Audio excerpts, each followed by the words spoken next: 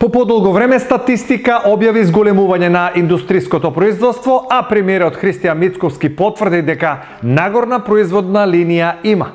Индустријското производство после подолго време пат има пораст во јули, но тоа е веќе третиот квартал. Денеска го очекуваме вториот квартал.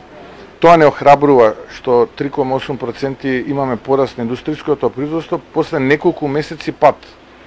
Падот во мај месец беше и двоцифрен, мислам дека беше 11-12%.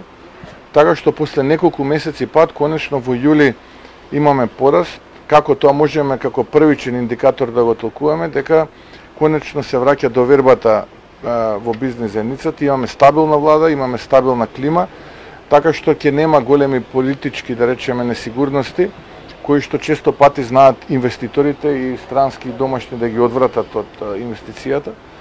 Очекувањата на Мицковски се следните.